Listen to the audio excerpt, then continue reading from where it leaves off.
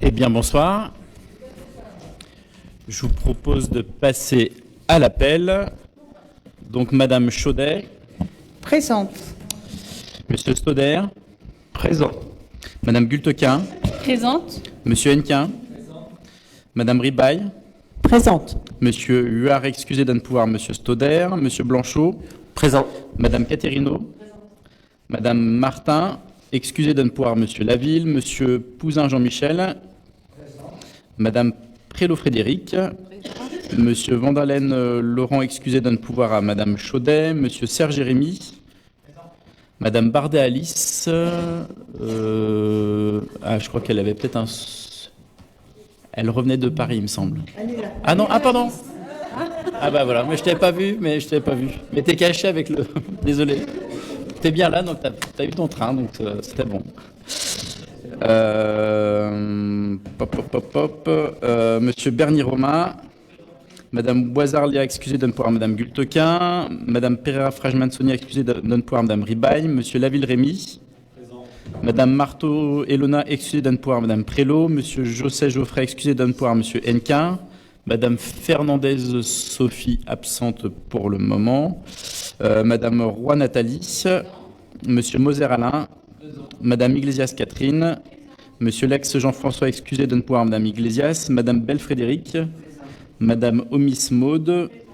Madame Thiedresse Valérie, excusée de ne pouvoir à Monsieur le maire. Madame Zels Anne-Marie, excusée de ne pouvoir à Monsieur Menra. Monsieur Dulste Karl. Monsieur Menra Thierry. Et Madame Sabatino Anne, présente.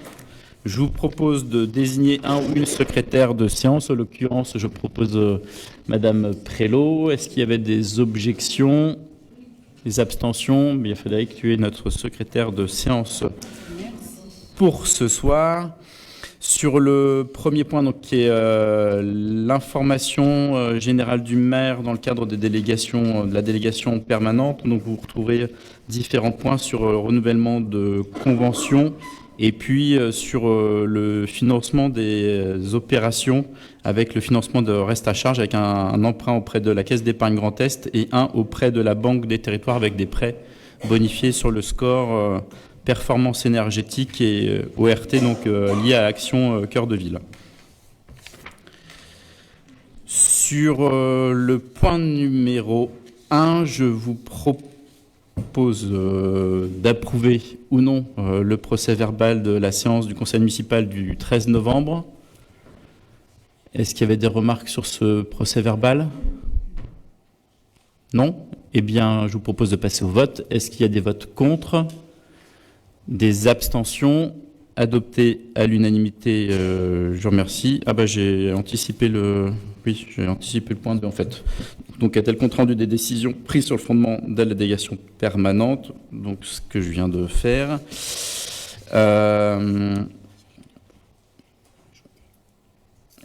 Oui, on me glisse, c'est vrai que comme je les avais sous les yeux, j'ai oublié. On vous a remis alors ça avait été transmis par mail et puis on vous a remis sur table deux rapports. Est-ce qu'il y avait des objections à les examiner ce soir? Non? Bon. Eh bien, merci. Et donc, je vous propose de passer donc au point numéro 3 avec la convention de mise à disposition de locaux pour l'atelier vélo solidaire des Viennes. Monsieur Hennequin.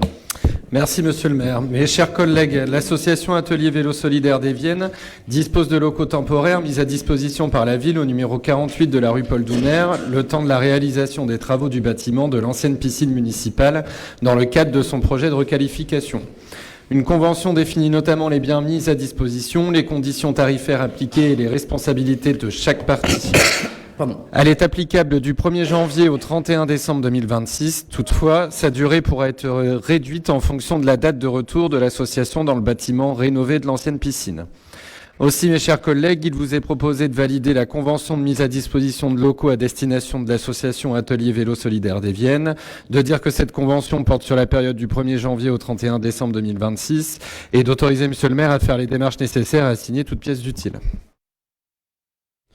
Merci. Des remarques sur ce rapport?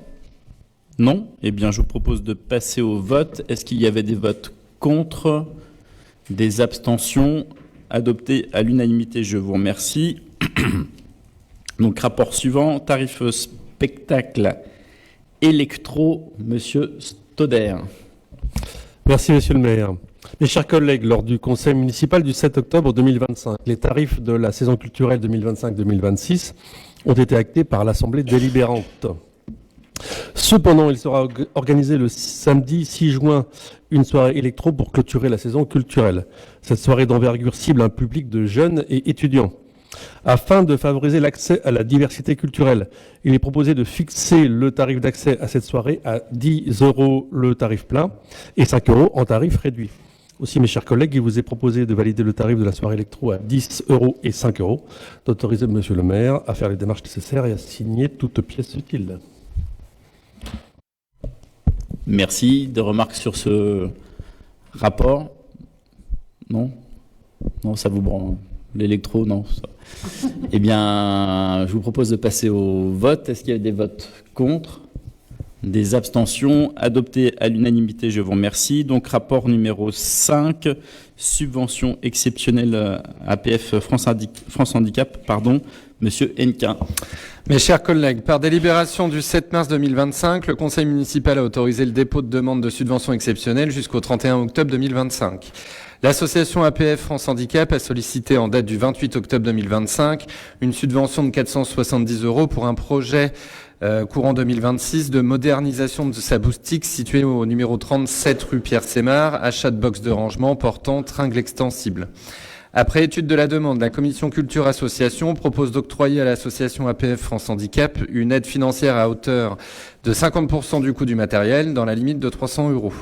Aussi, mes chers collègues, il vous est proposé de valider l'attribution d'une subvention exceptionnelle à l'association APF France Handicap à hauteur de 50% du coût du projet de modernisation de sa boutique dans la limite de 300 € et d'autoriser Monsieur le maire à faire les démarches nécessaires et à signer toute pièce utile. Merci. Des remarques sur ce rapport? Non?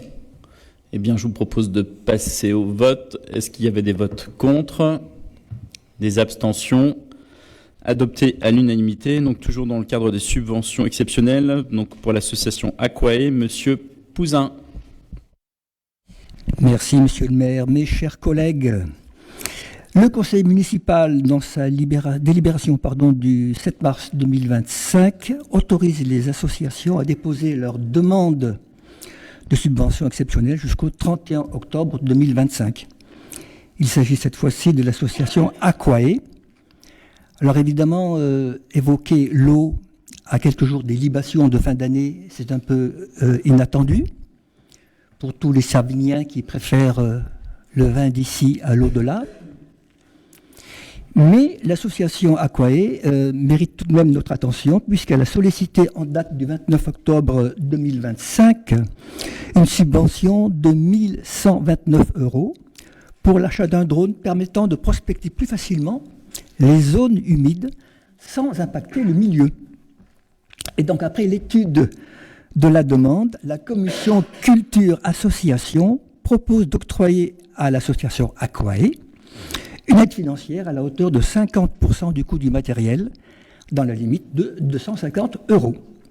C'est pourquoi, mes chers collègues, Monsieur le maire, il vous est proposé de valider l'attribution d'une subvention exceptionnelle à la hauteur de 50% du coût du drone dans la limite de 250 € à l'association Aquae et d'autoriser Monsieur le maire à faire les démarches nécessaires et à signer toutes les pièces utiles.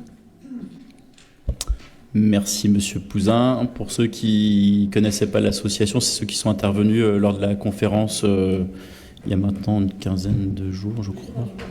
Voilà. Donc c'est eux qui avaient animé notamment la table ronde. Des remarques sur ce rapport? Non? Eh bien, je vous propose de passer au vote. Est-ce qu'il y avait des votes contre? Des abstentions? Adopté à l'unanimité, je vous remercie. Et donc, rapport suivant, rapport numéro 7, avec le contrat local d'accompagnement à la scolarité, classe, Madame Bell. Merci, Monsieur le maire. Mes chers collègues, le contrat local d'accompagnement à la scolarité, le CLAS, est un dispositif de soutien aux parents dans l'éducation de leurs enfants et d'appui à la scolarité en direction des élèves élémentaires et collèges. Ces actions ont lieu en dehors du temps scolaire et sont articulées avec les établissements scolaires et les actions de soutien à la parentalité menées sur les territoires.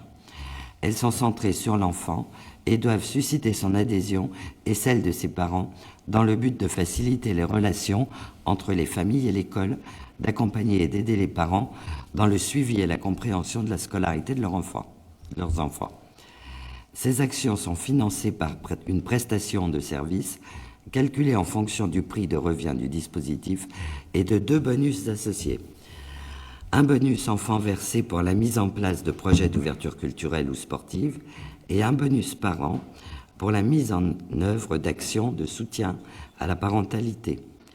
La dernière convention signée avec la Caisse d'allocation familiale de l'Aube pour la période du 1er juillet 2024 au 31 août 2025 est arrivée à échéance et il convient de la renouveler. Aussi, mes chers collègues, il vous est proposé d'approuver la mise en place du CLAS à Sainte-Savine et d'autoriser Monsieur le maire à faire les démarches nécessaires et à signer toutes pièces utiles.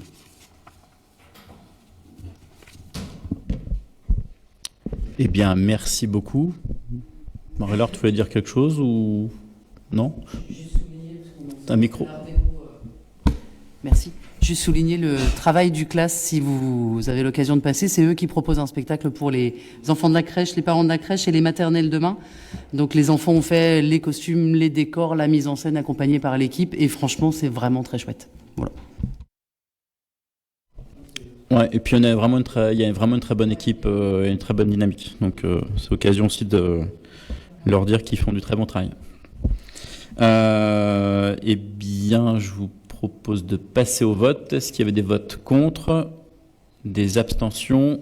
Adopté à l'unanimité, je vous remercie. Donc rapport suivant avec la convention AJD pour l'utilisation du gymnase Morzynski, Madame Caterino. Merci, Monsieur le maire. L'association Jeunesse pour Demain intervient donc en prévention spécialisée auprès des jeunes âgés de 10 à 20 ans révolus qui sont domiciliés à Sainte-Savine dans le cadre d'une convention annuelle signée avec la ville. Elle a pour objet de les accompagner afin de dépasser leurs difficultés personnelles, sociales, familiales, scolaires, etc. et de trouver des solutions personnalisées à leurs besoins. Dans le cadre de leur mission de prévention spécialisée, il a été convenu que les éducateurs de l'AJD intervenant sur la commune puissent assurer une présence régulière lors d'activités sportives organisées sur des créneaux définis avec la commune. Les interventions auront ainsi lieu les vendredis de 16h30 à 18h dans la grande salle du gymnase Morzynski à compter du 9 janvier et jusqu'à la fin de l'année scolaire 2025-2026. Afin de formaliser cette action partenariale, une convention est établie entre la ville de Sainte-Savine et l'association Jeunesse pour Demain.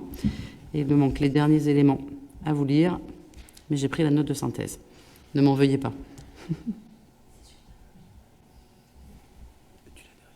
Et je l'ai derrière.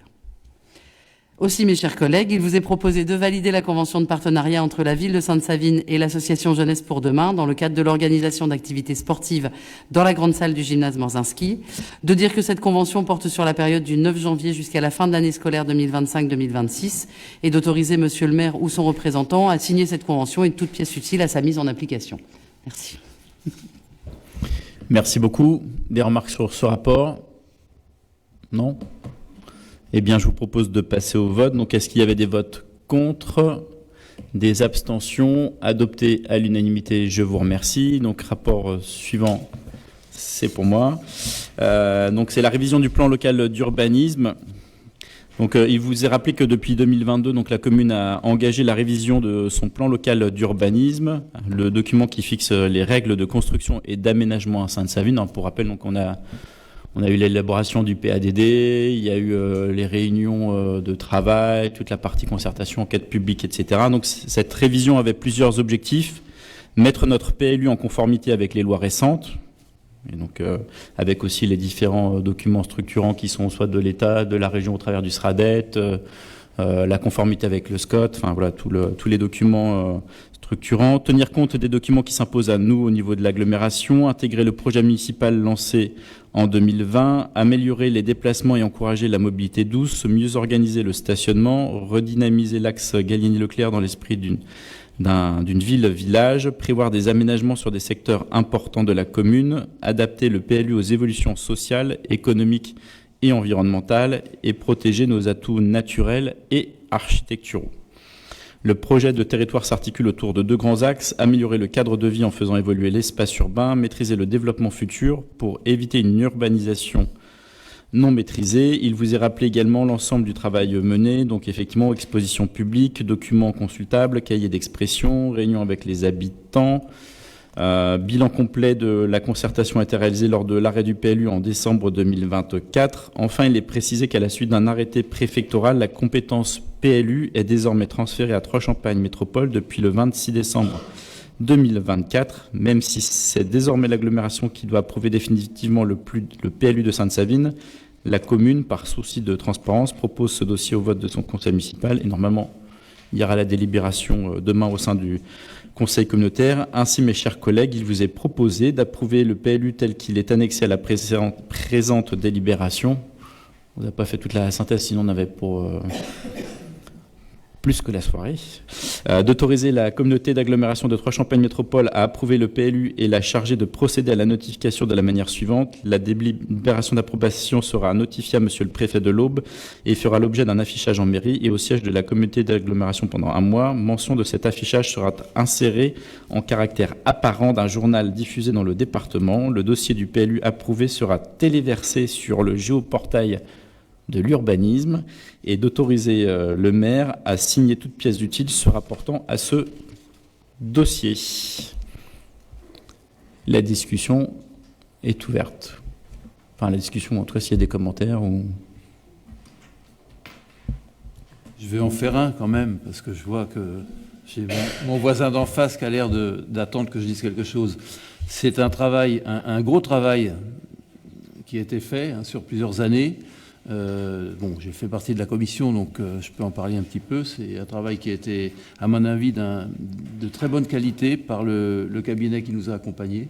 Je pense que vraiment, là, on est parti, rappelez-vous, déjà de l'étude historique, et voire préhistorique de notre territoire, et puis on aboutit à un PLU qui me semble complet, qui a vraiment vu tous les paramètres, ce qui n'est pas le cas forcément de toutes les révisions de PLU de cette nature et de cette ampleur-là. Donc ça, je voudrais en témoigner, ça c'est sûr. Ça me tenait à cœur, j'aurais bien voulu pouvoir la mettre en route avant la révision du PLU, et ça n'a pas été possible il y a quelques années. Donc, mais ça tombe bien, puisque c'est juste avant le PLUI. Et quelles seront encore les marges du maire pour... entre le PLUI et pour la mise en application de notre PLU? C'est une question au maire que je voudrais dire. En fait, c'était aussi l'objectif, c'était nous d'avoir déjà travaillé sur le PLU avant d'entamer, sachant que le PLUI, en fait, avant que ça aboutisse, je pense qu'on a il y a quelques années devant les collectivités, mais c'était aussi d'avancer, nous, sur le document structurant qu'est le PLU, avec aussi la question de l'enjeu au travers notamment de la zone d'activité économique, parce qu'en fait, il y avait aussi des enjeux sur cette partie-là, et puis aussi, de manière complémentaire, il y a la dimension patrimoniale habitat. Donc voilà, il y avait vraiment des enjeux. En tout cas, c'est aussi l'occasion de remercier toutes celles et ceux qui ont participé de manière assidue aux travaux, et comme c'était souligné, alors même si c'est un prestataire, en tout cas on est content du travail du prestataire sur la mission d'accompagnement.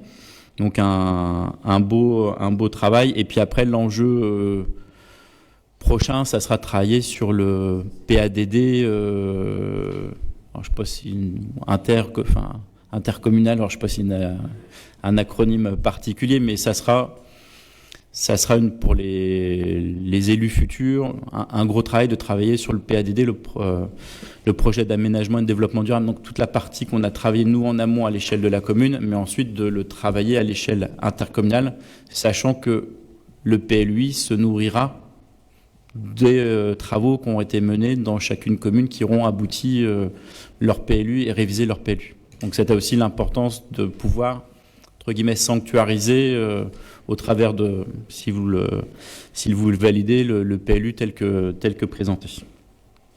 Est-ce qu'il y avait d'autres remarques ou commentaires? Oui.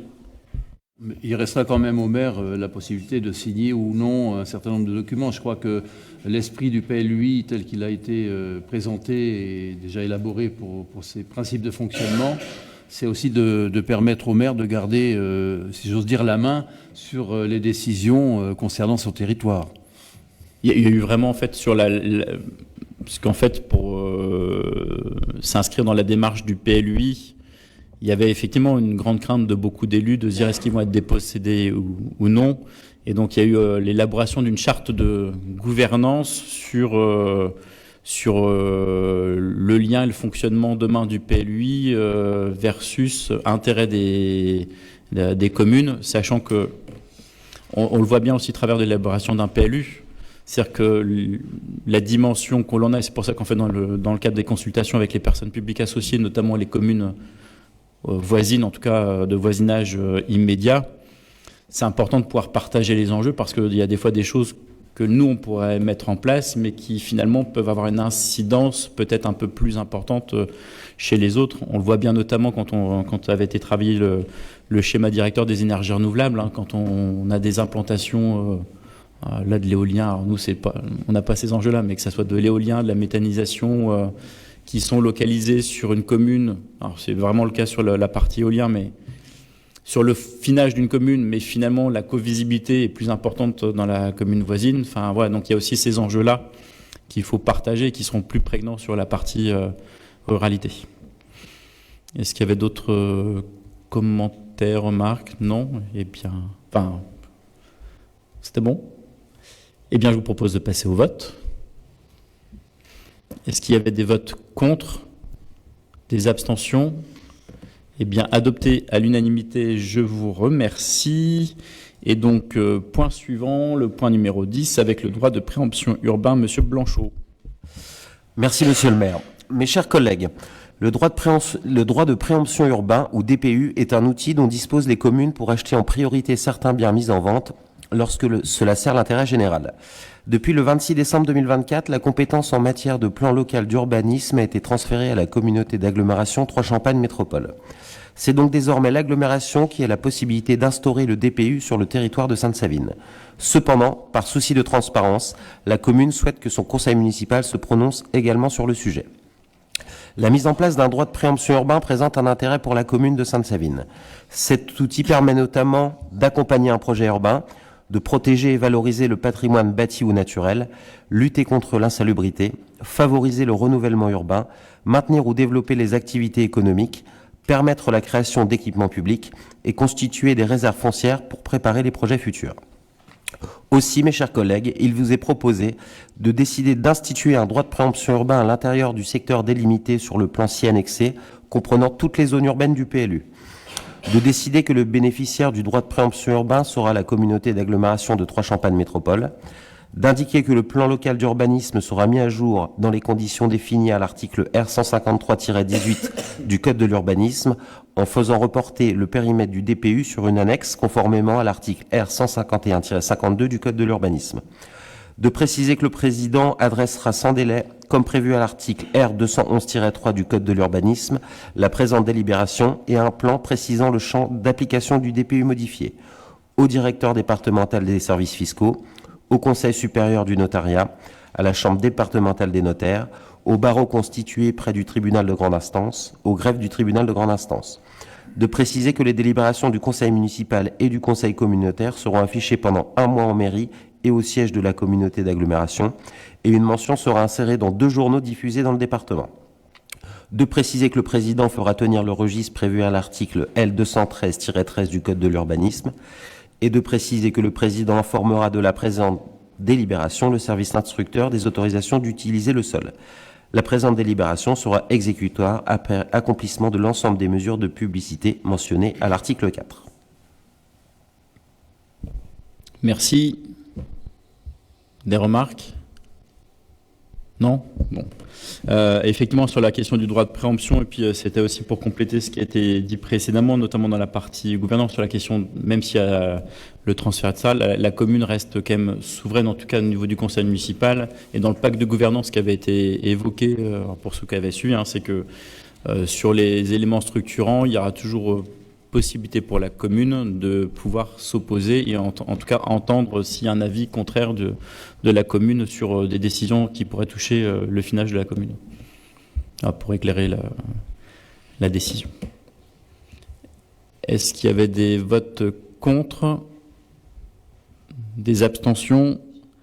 Adopté à l'unanimité, je vous remercie. Et donc le point suivant, c'est compétences en matière de PLU, poursuite de procédure et d'autorisation. Et donc ça sera Madame Roy, puisque Madame Fernandez nous a prévenu qu'elle avait un empêchement professionnel de dernière minute. Merci, Monsieur le maire. Mes chers collègues, conformément à l'arrêté préfectoral du 26 décembre 2024, TCM est devenu pleinement compétent en matière de plan local d'urbanisme, document d'urbanisme en tenant lieu ou partie ou carte communale à compter du 1er janvier 2025. Certaines communes avaient au préalable engagé des procédures d'élaboration, de révision, de modification ou de mise en comptabilité de leurs documents d'urbanisme. En application du Code d'urbanisme, TCM peut poursuivre ces procédures sous réserve d'obtenir l'accord des organes délibérants des communes membres concernées et assurera la gestion administrative, technique et financière des études. Dans ce cadre, et en application de la charte de gouvernance approuvée par délibération du Conseil communautaire du 20 septembre 2024, TCM s'engage à associer les communes concernées au titre de la poursuite de la procédure transférée. Dans ce contexte, la commune de Sainte-Savine ayant engagé l'élaboration d'un site patrimonial remarquable, SPR, et de l'élaboration d'un règlement local de publicité, RLP, sollicite la poursuite de ces procédures. Aussi, mes chers collègues, il vous est proposé d'autoriser 3 Champagne Métropole, en application de l'article 153-9 du Code de l'urbanisme, de poursuivre l'ensemble des procédures initiées préalablement par la commune ayant pris la compétence au 1er janvier 2025 par TCM. Merci. Des remarques sur ce rapport? Eh bien, s'il n'y a pas de remarques, je vous propose de passer au vote. Est-ce qu'il y avait des votes contre, des abstentions? Adopté à l'unanimité, je vous remercie. Donc, rapport suivant, rapport numéro 12, avec le règlement local de publicité. Madame Chaudet. Merci, Monsieur le maire. Mes chers collègues, la commune a engagé en 2022 l'élaboration d'un règlement local de publicité, document qui permet de mieux encadrer l'affichage publicitaire, les enseignes et les préenseignes sur son territoire pour préserver le cadre de vie. La procédure a été menée conformément aux différentes obligations légales et une concertation a été organisée par le public. Le bilan de cette concertation est annexe à la délibération. Par arrêté préfectoral, la compétence PLU est un document d'urbanisme et transféré à 3 Champagne Métropole depuis le 26 décembre 2024. Même si l'agglomération est aujourd'hui compétente, la commune souhaite, là encore, par souci de transparence, présenter le projet RLP au vote de son conseil municipal. Le projet soumis ce soir comprend le rapport de présentation, le règlement écrit, les documents graphiques et les annexes nécessaires. Aussi, mes chers collègues, il vous est proposé d'arrêter le projet d'élaboration du règlement local de publicité tel qu'il est annexé à la présente délibération. De préciser que la communauté agglomération de 3 Champagne Métropole arrêtera le RLP et tirera le bilan de sa concertation, puis se chargera de la procédure de consultation des services et personnes publiques associées de la manière suivante. La délibération du RLP et le bilan de concertation, accompagnés des pièces annexes, seront soumis pour avis à Monsieur le préfet de l'Aube, Monsieur le président du conseil départemental de l'Aube, Monsieur le président du conseil régional de Grand Est, Monsieur le directeur départemental du territoire, Monsieur le Président du Côte Territoire de l'Aube, Messieurs les Présidents des chambres consulaires, commerce et industrie des métiers et de l'agriculture de l'Aube, Monsieur le Président de la Commission départementale de la nature, des paysages et des sites, l'ensemble des personnes publiques associées à l'élaboration du RLP est une personne publique ayant demandé à être consultée au cours de l'élaboration conformément aux articles L.132-10 à L.132-13 du Code de l'urbanisme. Conformément aux articles R.153-20 et R.153-21 du Code de l'urbanisme, la présente délibération sera pendant 1 mois au siège de 3 Champagne Métropole et à la mairie de Sainte-Savine. Mention de cet affichage sera insérée au caractère apparent dans un journal diffusé dans le département. Merci. Je pense qu'Alain il va dire quelque chose. Ce que je peux dire, c'est que l'élaboration de ce règlement, c'est pas rien non plus, puisqu'il faut voir toutes les situations possibles de publicité, de panneaux, etc., dans les propriétés privées, etc., sur la voie publique. Et c'est vraiment, j'ai envie de dire, c'est un travail qui est fastidieux, quoi, pour rester poli. Non, mais nécessaire. Non, là, il y a eu aussi un gros travail aussi avec le cabinet sur les différents scénarios, possibilités, etc. Et puis, tout le travail de concertation avec les différents zonages retenus par rapport à la nature des flux, des éléments patrimoniaux, de circulation, etc.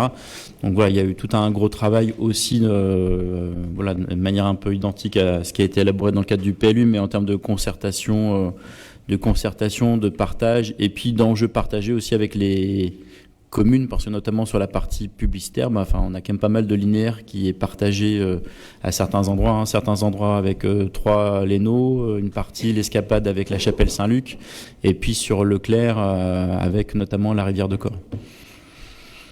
Est-ce qu'il y avait des remarques complémentaires? Non. Eh bien, je vous propose de passer au vote. Est-ce qu'il y a des votes contre? Des abstentions? Adopté à l'unanimité, je vous remercie. Donc, rapport suivant, rapport numéro 13, avec le site patrimonial remarquable, Monsieur Stauder. Merci, Monsieur le maire. Mes chers collègues, la création d'un site patrimonial remarquable, ou SPR, a pour but de reconnaître, protéger et valoriser le patrimoine d'un territoire grâce à un règlement spécifique appliqué dans un périmètre clairement défini. Cette démarche a été engagée par la commune en décembre 2023, puis reprise par 3 Champagne Métropole depuis les transferts de compétences au 1er janvier 2025, en étroite collaboration avec Sainte-Savine. La procédure se déroule en 2 étapes. D'abord la définition du périmètre, puis la rédaction du règlement qui s'y appliquera. Les services du ministère de la Culture, la DRAC et l'UDAP ont été associés tout au long du travail. Nous devons aujourd'hui valider la proposition de périmètre. Un diagnostic du patrimoine a été réalisé par l'architecte Mathieu Batty avec les cabinets Perspectives et Paysages et Graphine Patrimoine. Sur la base de cette analyse, un périmètre est proposé et annexé à la délibération. Ce périmètre concerne principalement les quartiers ouest de la commune, en continuité avec les limites de Troyes, qui possèdent déjà un SPR, et d'Hainaut près Troyes. Le PLU en cours de révision permettra par ailleurs de protéger d'autres éléments du paysage qui ne peuvent pas intégrer le SPR. 3 ensembles urbains structurent ce périmètre: les anciens faubourgs saviniens et leurs axes historiques, les quartiers usiniers et leur patrimoine très varié, les espaces naturels et anciens bâtiments agricoles liés à ces faubourgs. La zone proposée couvre 71,66 hectares. Elle sera présentée au service de l'État, notamment lors d'une audition devant la Commission nationale du patrimoine et de l'architecture, puis soumise à une enquête publique avant validation définitive. 2 conséquences importantes sont à noter. Tous les travaux modifiant l'aspect extérieur des bâtiments seront soumis à l'avis de l'architecte des bâtiments de France, en attendant le règlement du SPR. Ce sont les règles du PLU qui continuent de s'appliquer. Et certains travaux pourront ouvrir droit à des avantages fiscaux, notamment via le dispositif Malraux ou la Fondation du patrimoine. Cette délibération a donc pour objet d'approuver le périmètre du futur SPR, qui sera transmis à la Commission nationale du patrimoine et de l'architecture pour avis. Aussi, mes chers collègues, il vous est proposé de proposer le périmètre de site patrimonial remarquable tel qu'annexé à la présente délibération à la Commission nationale du patrimoine et de l'architecture, CNPA, d'autoriser Monsieur le Président à signer tous les documents nécessaires à l'exécution de la présente délibération.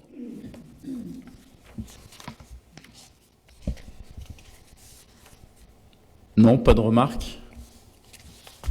Eh bien... De quoi ?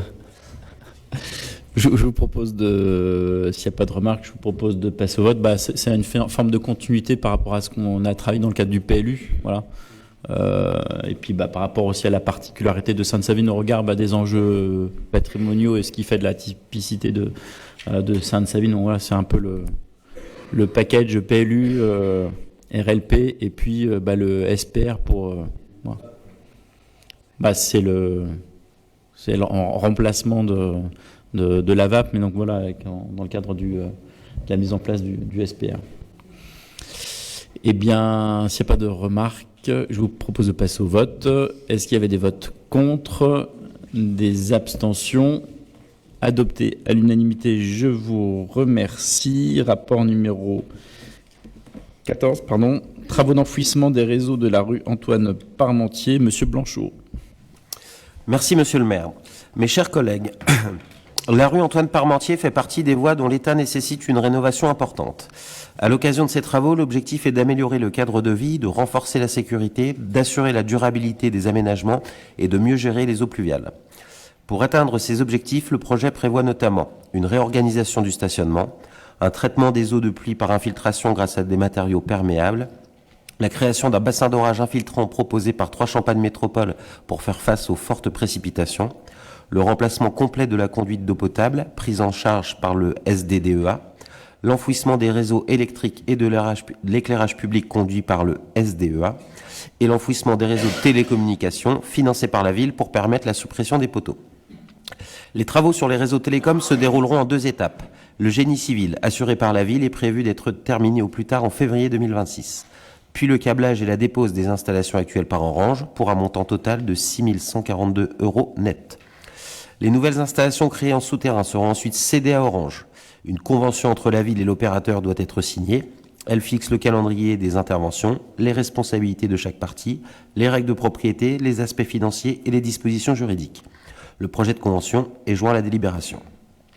Aussi, mes chers collègues, il vous est proposé de prendre acte du cadre juridique, administratif et technique de la convention, de prendre acte que les nouvelles installations implantées en souterrain sur le domaine public seront cédées à Orange, de prendre acte que Orange sollicitera une permission de voirie et paiera une redevance d'occupation du domaine public, de prendre acte qu'Orange assurera la maintenance et l'exploitation des installations souterraines à compter de la date de leur réception définitive, de prendre acte qu'Orange reste propriétaire du câblage et qu'il en assume donc l'exploitation et la maintenance, de prendre acte que les tranchées restent propriété de la ville de Sainte-Savine et d'autoriser monsieur le maire à signer la présente convention.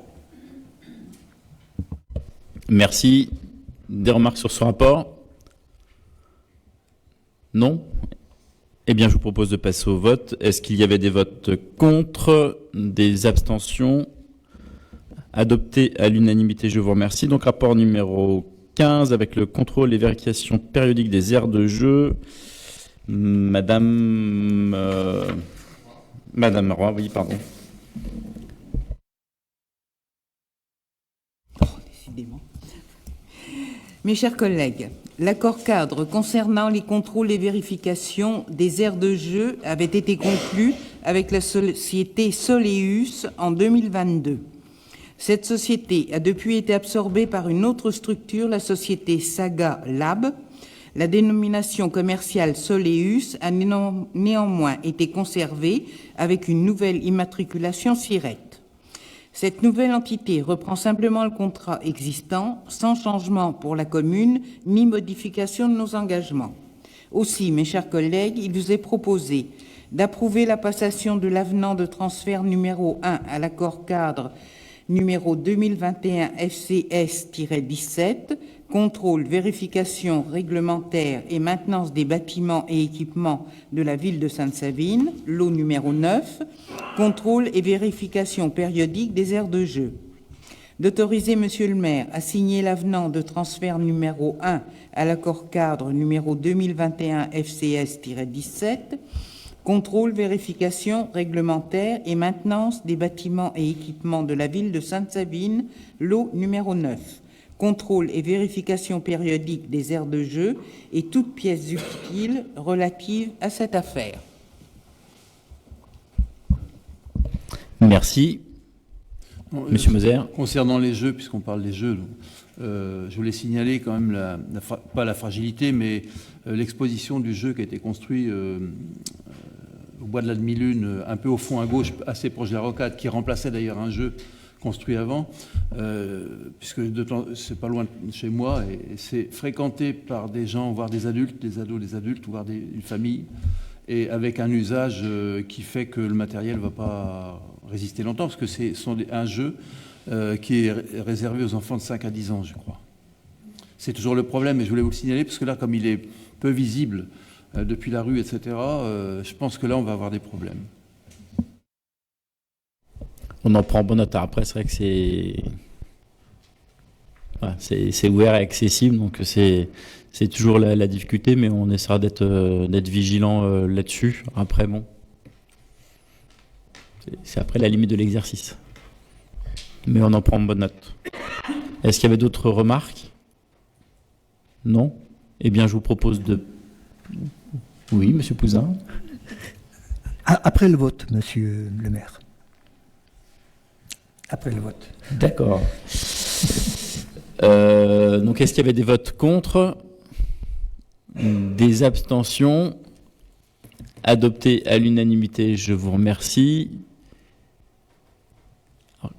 Tout simplement une remarque de visibilité du programme qui s'est un peu réduit. C'est pour tester votre vue, Monsieur Pouzin. Alors, est-ce que vous avez 10 sur 10? Non. Ah, il semblerait que non. Il semblerait que non. Bon. Comme je sais derrière, je ne vois pas, donc je ne peux pas vous dire... C'est rafraîchissant. Ah, là, c'est des ours. Bah, c'est bien, c'est rafraîchissant. Oui. C'est le thème Noël. Et ben, pendant que c'est en train d'être réglé, merci. Et ben, rapport suivant. Rapport numéro 16, avec la concession de services publics pour la mise à disposition, l'installation, l'entretien, la maintenance et l'exploitation de mobilier urbain publicitaire et non publicitaire. Monsieur Bernier. Merci Monsieur le maire. Mes chers collègues, en février 2023, notre conseil municipal a choisi de confier l'installation et l'exploitation du mobilier urbain à un concessionnaire et autoriser le lancement de la procédure. L'avis de concession a été publié en mai 2025. Une seule candidature a été reçue, celle de Publi Essor Mobilier Urbain. La commission de délégation de services publics a d'abord validé cette candidature en juillet, puis jugé l'offre recevable en octobre, en recommandant d'ouvrir une négociation. Cette négociation a eu lieu début novembre et l'entreprise a ensuite remis son offre finale. Après l'analyse, l'offre de Publi Essor Mobilier Urbain répond aux attentes de la commune au regard des critères fixés. On l'avait évoqué en commission avant de passer un petit peu aux articles pour autoriser le conseil municipal à délibérer. Donc on renouvellera l'ensemble du mobilier urbain.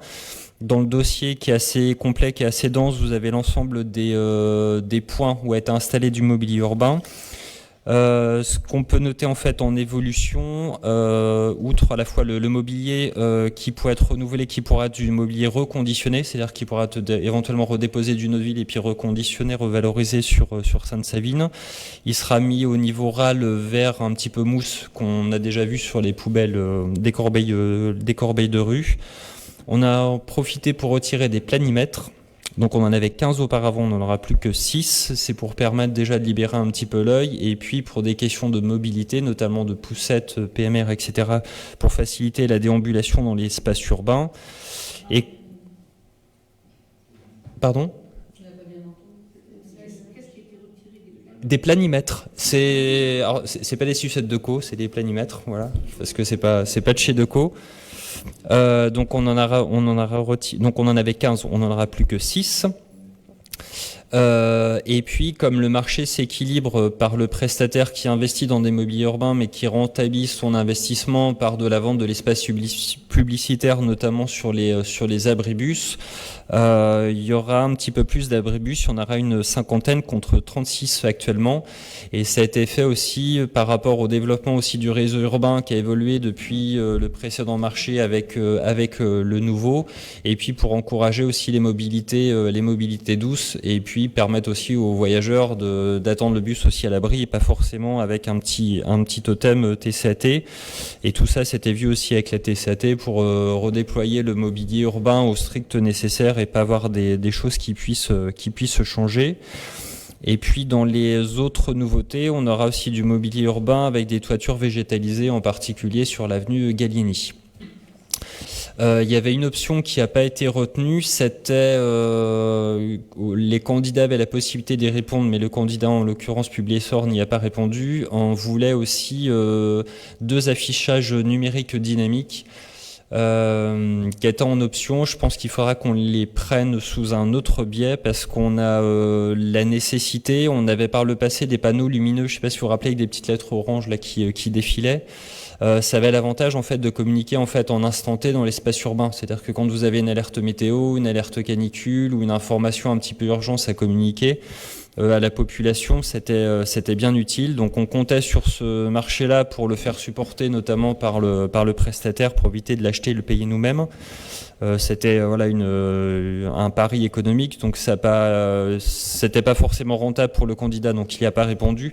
Donc il faudra en tout cas qu'on le souscrive et qu'on ait ce type d'équipement par la suite pour qu'on puisse communiquer à la population de manière rapide et efficace. Lecture étant faite et précision de tous ces détails, il est proposé au conseil municipal donc de désigner la société Publiessor Mobilier Urbain en tant que concessionnaire pour la mise à disposition, l'installation, l'entretien, la maintenance et l'exploitation de mobilier urbain publicitaire et non publicitaire, d'approuver les termes du contrat de concession dont sa durée d'exécution qui est fixée à 12 ans, d'acter la redevance due par le concessionnaire pour l'occupation du domaine public et l'exploitation des biens mobiliers et immobiliers est égale à 10% des recettes d'exploitation annuelles et d'autoriser Monsieur le maire ou son représentant à signer le contrat de concession.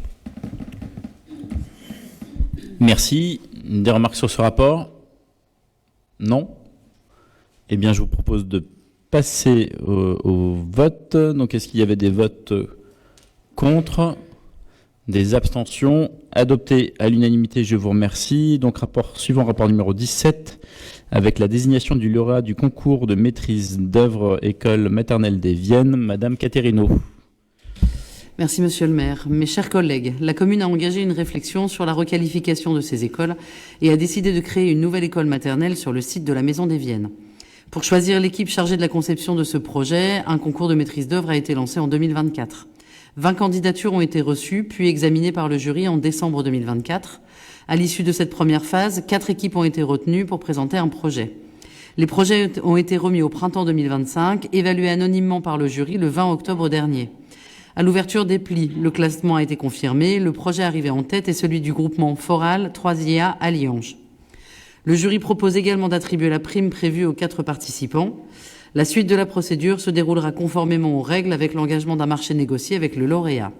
Aussi, mes chers collègues, il vous est proposé de désigner l'équipe de maîtrise d'œuvre Foral en mandataire 3IA Alliange, lauréate du concours de maîtrise d'œuvre, restreint sur esquisse, pour la création d'une école maternelle à la Maison des Viennes. D'autoriser Monsieur le maire à engager les négociations dans le cadre d'un marché négocié sans publicité ni mise en concurrence avec l'équipe lauréate. D'autoriser Monsieur le maire à signer le marché négocié avec l'équipe lauréate et tous les documents s'y rapportant. D'autoriser le versement de la prime de 8 400 € hors taxe aux 4 équipes candidates. De préciser que la rémunération du maître d'œuvre retenu tiendra compte de la prime reçue au titre de la procédure. Et de dire que les crédits seront inscrits au budget de l'exercice considéré. Les 8 000 € étant sur l'ensemble des candidats, c'est pas chaque candidat, hein, ça s'arrête. Monsieur Moser? Non. Non, mais comme vous aviez participé au jury. Alors sans dévoiler mais... Non, mais la procédure là aussi a été finalement assez concluante. Je trouve qu'il y a un travail. On est parti quand même de 20 candidats de cabinet de maîtrise d'œuvre.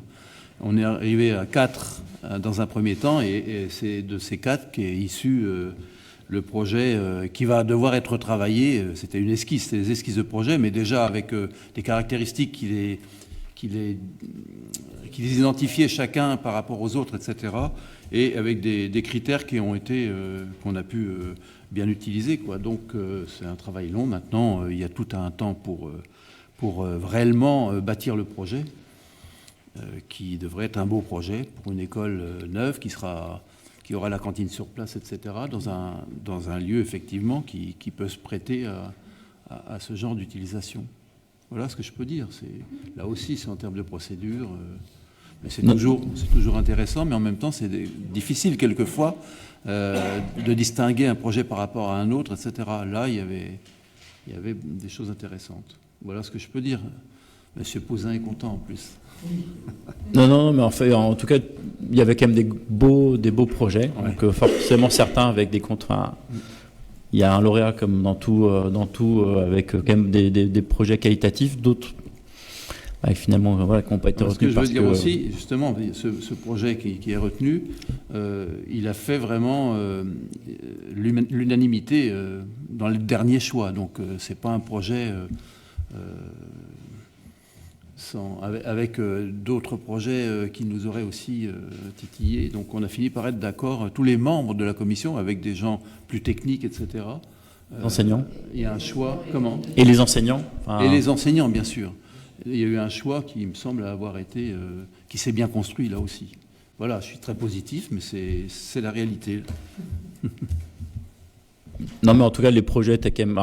Bon, on ne peut pas parler de certains projets, mais en tout cas, ils étaient plutôt jolis. Après, certains avec des contraintes, donc forcément, ils n'ont pas eu les meilleures notes parce qu'il y avait des contraintes et qui, à l'usage, auraient peut-être été compliqués, mais en tout cas, le choix du lauréat a été unanime, voilà, sur l'ensemble des membres.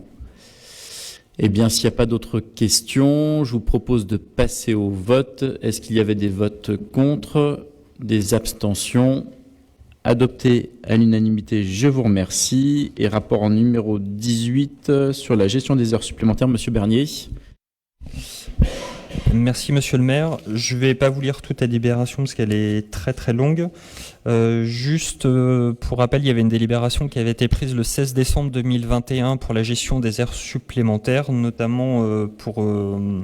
les dérogations au contingent mensuel des 25 heures. Donc, il vous est listé à la fois les catégories d'emploi, notamment les B et les C, les filières pour lesquelles on va se prononcer, et puis les agents et puis les services qui seront concernés à réaliser les heures supplémentaires au-delà des 25 heures par mois de manière exceptionnelle. Donc, aussi, mes chers collègues, il vous est proposé à chaque agent de la collectivité statutaire et contractuel de droit public à temps complet ou non complet, dont la liste était ci-dessous, est autorisé à réaliser des heures supplémentaires pouvant être indemnisées en repos compensateur ou en heures indemnitaires, en indemnité en IHTS à la demande de son chef de service ou de la collectivité. Donc pour l'ensemble des catégories B et C des filières administratives, techniques, médico-sociales, animation culturelle, sportive et police, des agents de catégorie A appartenant à la filière médico-sociale, exception faite des cadres d'emploi, des médecins, des psychologues territoriaux, et les agents des services cités ci-dessous sont autorisés à réaliser des heures supplémentaires au-delà des 25 heures par mois de manière très exceptionnelle, donc à savoir l'état civil à l'occasion des élections et la tenue des permanences état civil, des services techniques lors des interventions dans le cadre d'astreintes ainsi que pour les manifestations communales, les accueils de loisirs en cas de séjour extérieur, la police municipale lors des interventions dans le cadre d'astreintes ainsi que pour assurer la sécurisation des manifestations communales, l'accueil familial en cas d'accueil occasionnel d'enfants, l'école de musique et de danse en cas de replacement, d'approuver les modalités d'indemnisation des heures supplémentaires conformément au texte en vigueur dans la limite des textes applicables aux agents de l'État. Ça aurait dû être en préalable, d'approuver l'abrogation de la délibération du 16 décembre 2021 relative aux heures supplémentaires au-delà des 25 heures dont j'ai fait mention au tout début, et de dire que la dépense en résultant sera prélevée sur le chapitre 12 du budget. Merci. Des remarques sur ce rapport ? Non ?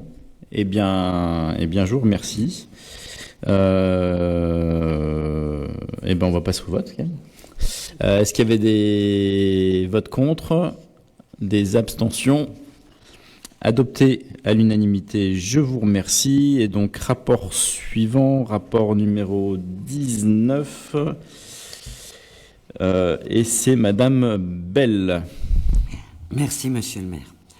Mes chers collègues, la commune de Sainte-Savine a adhéré à un contrat d'assurance collectif géré par le Centre de gestion de l'Aube avec CNP Assurance Reliance comme assureur pour garantir le risque statutaire. Ce contrat couvre nos besoins pour la période du 1er janvier 2024 au 31 décembre 2025, avec des taux maintenus pendant 2 ans. Il est nécessaire aujourd'hui d'adapter les garanties aux besoins actuels et au taux de sinistralité de la commune. Aussi, mes chers collègues, il vous est proposé de conserver un remboursement des indemnités journalières dans son intégralité à 100%, d'acter un taux de remboursement des indemnités journalières fixé à 1,46%, d'autoriser Monsieur le maire à signer l'avenant correspondant au contrat d'assurance, à intervenir avec le groupement CNP Assurance, compagnie d'assurance, Reliance intermédiaire d'assurance, déclaré attributaire du marché conclu par le centre de gestion de la fonction publique territoriale de l'Aube, ainsi que toutes pièces annexes.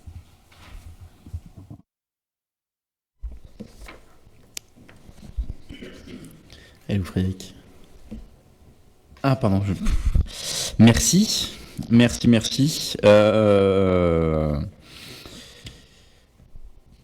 Eh bien, voilà.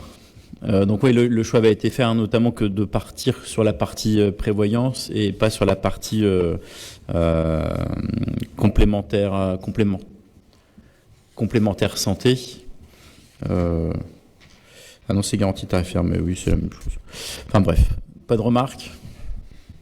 C'est l'assurance statutaire. Ah, c'est l'assurance statutaire, oui, je confonds avec la prévoyance du centre de gestion, en fait. Bon, Est-ce qu'il y avait des remarques? Non. Eh bien, je vous propose de passer au vote. C'est les votes contre. Les abstentions.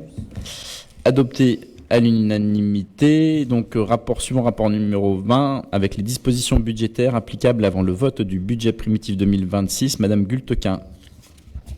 Merci, Monsieur le maire. Mes chers collègues, conformément à l'article L. 1612-1 du Code général des collectivités territoriales, lorsque le budget d'une commune n'est pas adopté avant le 1er janvier de l'exercice auquel il s'applique, l'exécutif est en droit, jusqu'à l'adoption de ce budget, de mettre en recouvrement les recettes et d'engager, de liquider et de mandater les dépenses de la section de fonctionnement dans la limite de celles inscrites au budget de l'année précédente.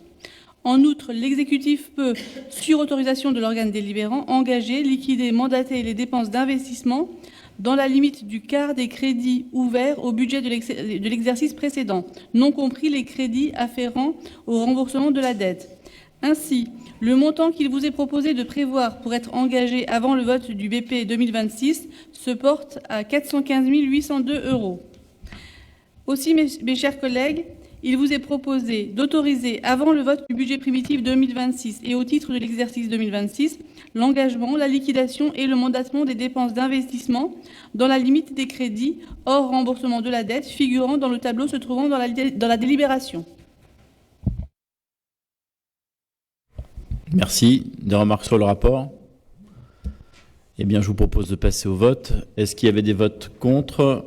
Des abstentions? Adopté à l'unanimité, je vous remercie. Donc, rapport suivant, rapport numéro 21, avec le déclassement du domaine public. Monsieur Laville. Merci, monsieur le maire. Mes chers collègues, la commune de Sainte-Savine avait acquis en 1975 un terrain destiné à la construction de logements pour les fonctionnaires de la gendarmerie. Ce terrain a ensuite été loué à la SAHLM Montlogis dans le cadre d'un bail amphithéotique, initialement jusqu'en 2007, puis prolongé jusqu'en 2040. Aujourd'hui, les logements sont loués à des particuliers et ne sont plus utilisés par la gendarmerie. La société Montlogis souhaite désormais acquérir ce terrain avant la fin du bail.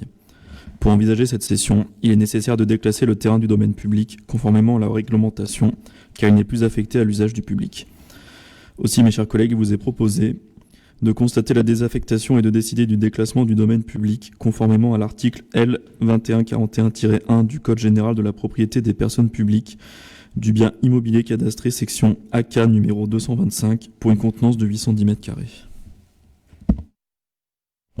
Merci. Des remarques sur ce rapport? Non? Eh bien, je vous propose de passer au vote. Est-ce qu'il y avait des votes contre? Des abstentions?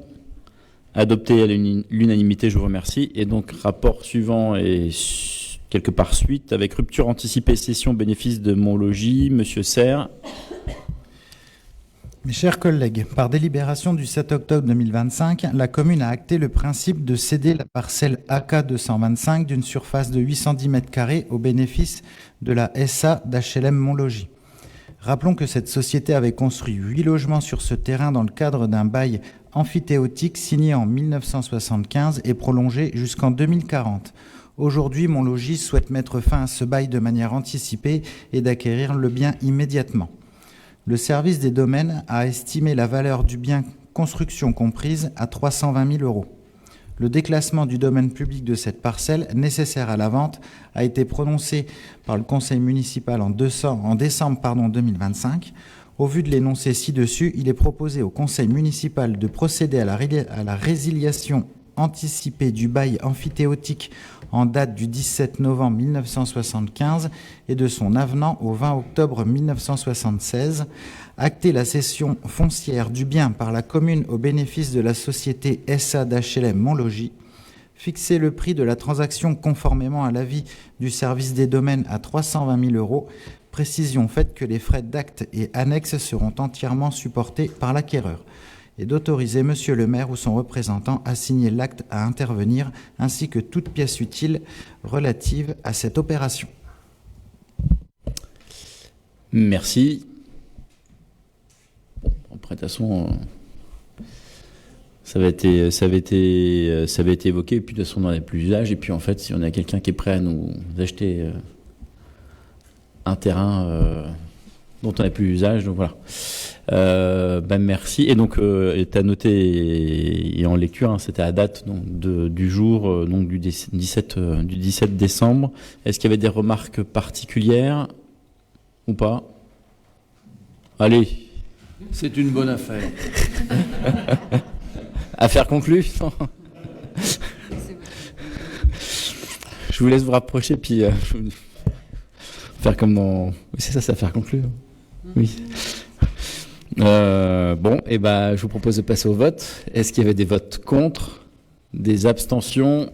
Adopté à l'unanimité, je vous remercie. Donc, rapport suivant, rapport numéro 23, avec convention de mise à disposition des terrains de football de la Nouloutel. Monsieur Hennequin. Mes chers collègues, dans le cadre du projet de requalification des terrains de football de la Nouloutel, 2 terrains de football synthétiques ont été aménagés afin de permettre un usage plus adapté et confortable pour les utilisateurs, quelle que soit la période de l'année. L'aménagement des terrains synthétiques de la Nouloutel a été conduit entre autres avec les partenaires sportifs institutionnels, dont la Ligue de football Grand Est. Au-delà de l'accompagnement technique, la ville s'est vue octroyer un soutien financier de 25 000 € de la part de la Fédération française de football, via le fonds d'aide au football amateur, la FAFA, pour la construction du terrain d'honneur. Conformément aux critères d'attribution du FAFA, le versement de cette aide financière est soumis à la signature d'une convention avec la Ligue Grand Est de football afin de permettre à l'instance d'organiser des rencontres officielles sur les terrains de la commune. Le projet de convention précise ainsi les équipements mis à disposition à titre gracieux, les conditions d'usage et d'entretien sur une durée de 4 saisons, dont la saison en cours. Aussi, vu l'énoncé ci-dessus, il est proposé au conseil municipal de valider les conditions de mise à disposition des terrains de football et équipements annexes de la Nouloutel à la Ligue de football Grand Est, tel qu'exposé dans la convention annexée, de dire que cette convention porte sur la période allant de sa date de signature jusqu'au 30 juin 2029, d'autoriser Monsieur le maire ou son représentant à signer la convention et toutes pièces utiles à son application. Merci. Des remarques sur ce rapport? Non? Bien, je vous propose de passer au vote. Est-ce qu'il y avait des votes contre, des abstentions? Adopté à l'unanimité. Je vous propose donc de passer au rapport qui avait été remis sur table. Et donc, je vais laisser la parole à Monsieur Hennequin sur la mise à disposition des terrains de football synthétique en période hivernale. Merci Monsieur le maire. Mes chers collègues, dans le cadre du projet de requalification des terrains de football de la Nouloutel, 2 terrains de football synthétiques éclairés ont été aménagés, terrain d'honneur et terrain 8x8, afin de permettre un usage plus adapté et confortable pour les utilisateurs, quelle que soit la période de l'année. La ville de Sainte-Savine et le club Sainte-Savine Football ont récemment été sollicités par plusieurs clubs du département pour l'utilisation des terrains de la commune durant la période hivernale, période durant laquelle les terrains enherbés sont habituellement fermés. En concertation avec Sainte-Savine Football et dans un esprit d'entraide, plusieurs de ces associations ayant accueilli le club de Sainte-Savine durant la période de travaux, et on leur remercie d'ailleurs, des créneaux ont été identifiés pour permettre l'organisation d'entraînements en semaine. Il est donc proposé de mettre à disposition les terrains aux associations demandeuses en tenant compte des créneaux d'utilisation par Sainte-Savine Football, le club savinien restant prioritaire dans l'utilisation des terrains. Ces créneaux sont octroyés jusqu'au 13 mars 2026 inclus. Afin de s'assurer du respect des équipements, l'utilisation des terrains aura lieu en présence sur le site d'encadrant de Sainte-Savine Football, qui met à disposition en fait un responsable technique qui pourra veiller à la bonne utilisation des infrastructures. Le club assurera les vérifications de l'état des terrains et des vestiaires après chaque utilisation. En cas de dégradation constatée suite à une utilisation, la ville facturera au club en question les frais correspondant au montant des réparations. L'ensemble des conditions de mise à disposition des terrains est précisé dans la convention de mise à disposition jointe qui devra être signée par chaque club bénéficiaire. Aussi, vu l'énoncé ci-dessus, il est proposé au conseil municipal de valider les conditions de mise à disposition des terrains de football de la Nouloutel à des clubs extérieurs durant la période hivernale dans les conditions précisées dans la convention jointe, dire que les créneaux seront octroyés gratuitement jusqu'au 13 mars 2026 inclus et d'autoriser monsieur le maire ou son représentant à signer la convention et toutes pièces utiles à son application. Merci. Juste à titre d'information pour les échanges et la vidéo, donc à 20h10, Madame Bardet nous a quittés, nous avait prévenu qu'elle devrait partir, donc elle ne participera pas au vote. Est-ce qu'il y avait des remarques sur ce rapport? Monsieur Moser. Oui, bon, le principe, on le comprend bien. Ceci dit, ça génère quand même des frais d'utilisation, notamment d'éclairage, puisque c'est en hiver, etc. Et donc, pour l'instant, c'est un prêt à titre gracieux. En fait, pour la première année, pour cette période-là hivernale, pour remercier les clubs qui ont aidé. C'est les clubs qui ont accueilli le Sainte-Savine Football. D'accord. Ouais. Et là, on est en train de bosser en fait sur une convention pour location, on va dire, après des terrains par rapport à ça. Ça viendra après. Oui, parce que dans la mesure où bon, il n'y a pas des terrains tout le temps partout, vous risquez d'être sollicité. On l'est déjà. Et donc là, il ne faut pas non plus... on ne veut pas devenir un faux Tinder non plus, je te rassure, mais on est en train de regarder justement des conventions avec mise à disposition en fait payante. Et là, c'est vraiment pour remercier les clubs qui ont aidé en fait le Sainte-Savine Football pendant les travaux. Et voilà, c'est vraiment la gratuité vraiment limitée au regard de l'entraide qui a été faite du soutien des clubs. Est-ce qu'il y avait d'autres remarques? Oui. C'est juste une observation par rapport à les questions de gratuité et puis la délibération d'avant. Je me faisais la remarque que par rapport en fait au terrain de foot, en fait, ça concerne vraiment la pratique du foot. Quand on voit que le montant de l'investissement que la FAFA nous a donné que 25 000 € et en contrepartie, il faut filer les terrains gratuitement pendant 4 ans. Voilà. En contrepartie de l'échange de services par rapport à la délibération là, c'est-à-dire que les clubs qui ont accueilli gratuitement ou les villes qui ont accueilli gratuitement le Sainte-Savine Football, il y a un échange de bons procédés et là j'ai l'impression qu'on aurait fait payer en fait à la FAFA l'utilisation des terrains. Je ne sais pas si ça nous aurait pas coûté moins cher que les 25 000 balles. Je ne suis pas footeux, vous l'aurez compris. C'est noté. Eh bien, je vous propose de passer au vote. S'il n'y a pas d'autres remarques, eh bien, est-ce qu'il y a des votes contre, des abstentions? Adopté à l'unanimité, je vous remercie. Et donc, le dernier point, c'est la convention de mise à disposition de l'Église au profit de la production Apache Film. Alors, c'est pas un film de Cowboy des dernières, a priori. Pas du tout, monsieur le maire, pas du tout. Mes chers collègues, la société Apache Film, productrice du long métrage Le Courage des oiseaux, dont le tournage est accompagné par 3 Champagne Métropole, via le dispositif Plateau, a sollicité la commune de Sainte-Savine afin de pouvoir utiliser l'église de Sainte-Savine pour certaines scènes du film. Le tournage est prévu entre janvier et février 2026 avec une date prévisionnelle fixée au 13 février 2026, susceptible d'être ajustée selon les besoins de la production. L'équipe du film, composée d'environ 30 techniciens, souhaite tourner plusieurs scènes dans cet édifice afin de mettre en valeur l'architecture du lieu et son intégration dans le récit du long métrage. Ce projet représente une opportunité culturelle et une visibilité cinématographique pour notre commune, évidemment. La production à cet effet a sollicité la mise à disposition à titre gracieux de l'église de Sainte-Savine pour la durée nécessaire au tournage. Le demandeur devra avoir pris connaissance des conditions d'utilisation de l'édifice, telles que définies sur la base des orientations de la commission épiscopale de liturgie du 19 mai 1999 et des orientations de l'évêque de Troyes, et s'engage à les respecter strictement. Un avis favorable à cette utilisation exceptionnelle a été admis par l'affectataire des lieux. Par ailleurs, l'église est un bâtiment public dont la ville est propriétaire parce qu'elle constitue un élément patrimonial majeur et classé au titre des monuments historiques et parce que de nombreuses œuvres y sont exposées. La ville prendra toutes les mesures nécessaires pour que les consignes de sécurité exposées dans la présente convention, notamment en matière de prévention des incendies, soient rigoureusement respectées. Aussi, mes chers collègues, il vous est proposé de valider les modalités de mise à disposition de l'Église, et ce à titre gracieux, exposé dans la convention jointe en annexe, d'autoriser Monsieur le maire, en lien avec le prêtre de l'ensemble paroissial, à conventionner avec le demandeur, faire les démarches utiles et à signer tous les documents nécessaires. Et j'ajoute que le tournage verra le tournage avec Emmanuel Béard, voilà, qui sera sur notre commune, notamment. C'est un long métrage.